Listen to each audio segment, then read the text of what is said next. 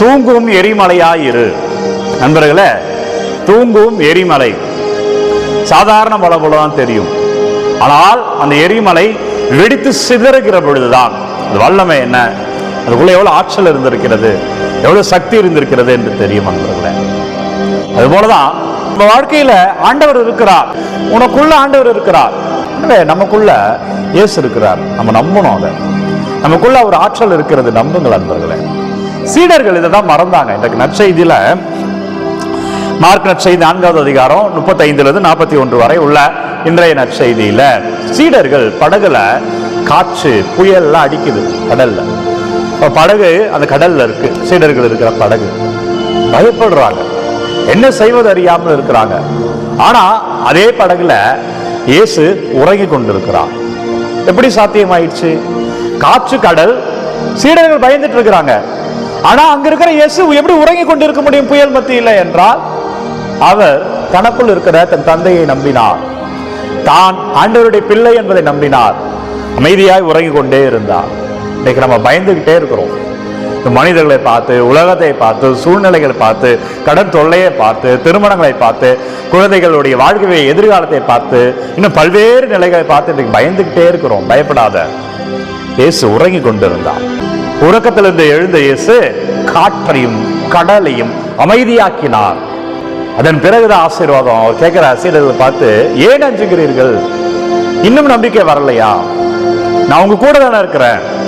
ஏன் காற்றை பார்த்த? உனக்குள்ள இருக்கிற என்ன பார்த்திருக்கலாமே, படகுக்குள்ள இருக்கிற இயேசுவை பார்த்திருக்கலாமே, அவரை எழுப்பி இருக்கலாமே. எல்லாவற்றையும் மாற்றி இருப்பாரு. இந்த பயத்துக்கு முன்னாடியே எல்லாவற்றையும் அமைதியா மாற்றி இருப்பாரு. செபத்துல உட்காருங்க, சூழ்நிலைகள்லாம் பார்க்காதீங்க, மனுஷங்கள்லாம் பார்க்காதீங்க, பயந்துருவீங்க. செபத்துல உட்காருங்க, தினந்தோறும் ஒப்பு கொடுங்க. கடந்த ஞாயிற்றுக்கிழமை எங்க பங்குல சொல்லிட்டு இருந்தேன், எங்க பிள்ளைங்களுக்கு 1/4 மணி நேரம் ஜெபம் அவருடைய பிரசன்ஸ்ல இருக்கணும். குறைந்தது அரை மணி நேரம் சொல்லுவேன், குறைந்ததுங்க 1/4 மணி நேரம், 15 minutes பிரேயர்ல இருங்க.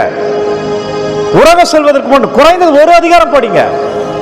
அவர் வார்த்தையை, அந்த இறை வார்த்தையை உங்க கண்கள் பார்க்கட்டும், காதுகள் கேட்கட்டும், உங்களுக்குள்ள அந்த வார்த்தை போகட்டும். புரியுதோ புரியலையோ அந்த இறை வார்த்தையை படிங்க. புரிஞ்சாலும் புரியலாம் இறை வார்த்தை படிங்க.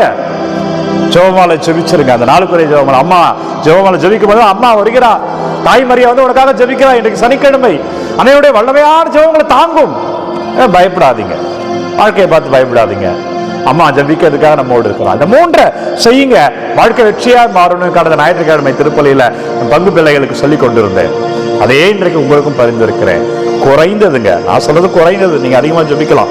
குறைந்தது 15 நிமிடங்கள் ஆண்டவர்கிட்ட உட்கார்ந்து ஜெபிக்கணும், பேசணும், அவர்கிட்ட கேட்கணும், ஆசீர்வாதத்தை தேடணும் அவர்கிட்ட. உறங்குவதற்கு முன்பாக ஒரு அதிகாரமாவது குறைந்தது, இதெல்லாம் குறைந்தது ஒரு அதிகாரம் பைபிள் வாசிக்காம தூங்காதீங்க.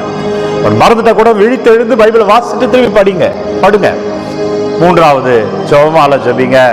ஜெபமாலை என்பது அம்மா கடவுள் இல்ல, அம்மா மூலமாக ஆண்டவரை தேடுவது, அம்மாவோடு சேர்ந்து ஆண்டவரை தேடுவது, தாய் மரியாவோடு சேர்ந்து ஜெபிப்பது. அவர் சொல்லியிருக்கார், 2 3 ஜெபிக்கிற பொழுது அப்படின்னா நம்ம இயேசுவின் தாயோடு சேர்ந்து ஜெபிக்கிற பொழுது அது எவ்வளவு புனிதமான ஜெபமா இருக்கும். அம்மா நமக்காக ஜெபித்து இறை அருளை பெற்று தருவாங்க. பயப்படாதீங்க, ஜெபிப்போம். நன்றி அப்பா, பயப்படாதே என்ற வார்த்தை, இன்னும் ஏன் அஞ்சுகிறீர்கள் நற்செய்தியில் உங்களோட வார்த்தை. நன்றி ஆண்டவரே, ஆசீர்வதிங்க அப்பா. எங்கள் பயங்களை எல்லாம் சமர்ப்பிக்கிறோம், எங்கள் கஷ்டங்களை எல்லாம் சமர்ப்பிக்கிறோம், எங்கள் தேவைகளை எல்லாம் ஒப்பு கொடுக்கிறேன் ஆண்டவரே. நீங்க தொடுங்க, நீங்க ஆசீர்வாதமா மாற்றுங்க. உங்க வல்லமையை நாங்கள் காணும்படியா, உங்கள் அருளை காணும்படியா, ஆசீர்வாதத்தை காணும்படியா வழி நடத்துங்க. வல்லமையான இறைவன் நம்மை தொடுவார், வழி நடத்துவார். இயேசு கிறிஸ்துவின் பெயரிலே ஆசீர்வாதமாய் வாழ்வோம். இந்த நாள் மகிழ்ச்சியா இருக்கும். நாளை ஞாயிற்றுக்கிழமை அன்பர்களே, எனவே காணொலி இடம்பெறாது. திங்கட்கிழமையிலிருந்து இந்த ஜெபத்தை நீங்கள் தினந்தோறும் விடியற் காலை 3 மணிக்கு பார்க்கலாம். யாருக்கு தேவையோ அவர்களோடு பகிர்ந்து கொள்ளுங்க. உங்க தேவைகளை கமெண்ட்ல அனுப்புங்க, உங்களுக்காக நான் ஜெபிக்கிறேன். God bless you. ஜெபிப்போமாக. இறைவா, இந்த வியப்புக்குரிய திருவருட் சாதனத்திலே உம்முடைய திருப்பாடும் நினைவை எங்களுக்கு விட்டு சென்று ஒரு திருவுடல், திரு ரத்தம் ஆகியவற்றை மறைபொருளை வணங்கும் நாங்கள் உம்முடைய மீட்பளிக்கும் பலனை இடைவிடாமல் அனுபவிக்க அருள் புரியும். என்றென்று வாழ்ந்து ஆட்சி செய்கின்ற உம்மை மன்றாடுகிறோம். ஆமேன். எல்லாம் வல்ல இறைவன் தந்தை, மகன், தூய ஆவியானவர் உங்களை நிறைவாக ஆசீர்வதிப்பாராக. இந்த காணொளி யாருக்கு தேவை என்று நினைக்கிறீர்களோ அவர்களோடு பகிர்ந்து கொள்ளுங்க. Take care.